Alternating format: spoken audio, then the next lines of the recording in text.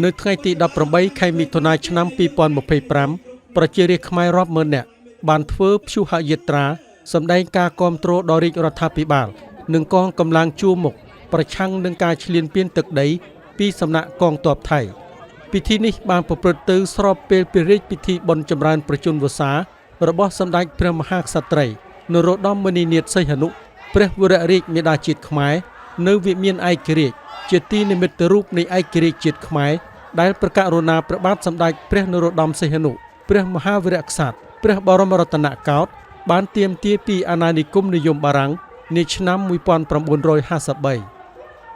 កម្មវិធីនេះមានការចូលរួមពីខ្មែរគ្រប់និន្នាការមានមន្ត្រីរាជការគ្រប់ស្ថាប័នប្រជារាស្ត្រខ្មែរគ្រប់ស្រទាប់វណ្ណៈគ្រប់គណៈបកនយោបាយជាច្រើនម៉ឺននាក់ក្នុងនេះមានព្រះម្ចាស់នរោត្តមចក្រាវុធនិងគណៈបករាជានិយមហ៊ុនស៊ិនប៉ិចក៏មានព្រះវត្តមាននិងវត្តមានផងដែរ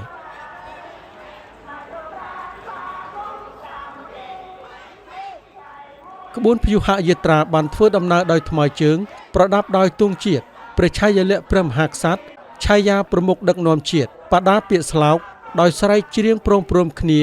នៅចម្រៀងដែនដីខ្មែរយ៉ាងកងរំពងចេញដំណើរពីកោះពេជ្រឆ្ពោះទៅកាន់វិមានឯករាជ្យ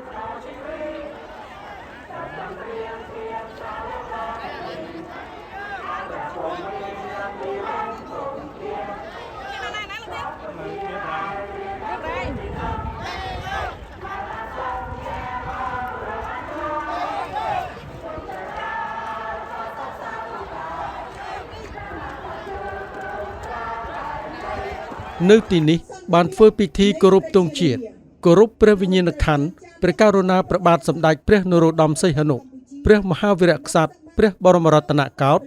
និងបានអានសារថ្វាយព្រះពរសម្ដេចព្រះមហាក្សត្រីនរោត្តមមុនិនាថសីហនុព្រះវររាជមាតាជាតិខ្មែរដោយបានសម្ដែងនៅកតញ្ញុតាធម៌ចំពោះព្រះរាជគុណូបការៈនិងព្រះរាជសកម្មភាពដ៏ឧត្តមឧត្តមដែលសម្ដេចព្រះវររាជមាតាជាតិខ្មែរបានដង្ហែព្រះករុណាព្រះមហាវីរក្សត្របូជាអស់ព្រះកាយពលព្រះរាជបញ្ញាព្រះរាជទ្រព្យក្នុងការស្វែងរកសុខសន្តិភាពសេរីភាពនិងសុភមង្គលជូនជាតិនិងប្រជារាស្ត្រខ្មែរជាទីស្នេហារបស់ព្រះអង្គព្រមទាំងបានថ្វាយព្រះពរជ័យសិរីមង្គលសូមសម្ដេចព្រះមហាក្សត្រីព្រះវររាជមាតាជាតិខ្មែរទ្រង់មានព្រះរាជសុខភាពល្អបរិបូរណ៍ព្រះជន្មាយុយឺនយូរដើម្បីគង់ប្រថាប់ជាម្លប់ដ៏ត្រជាក់ដល់ប្រជារាស្ត្រខ្មែរជានិច្ចនិរន្តរ៍តទៅអង្គពិធីបានរំលឹកផងដែរនៅព្រះរាជវីរភាពនិងព្រះរាជបូជនីយកិច្ចដ៏ថ្លៃថ្លា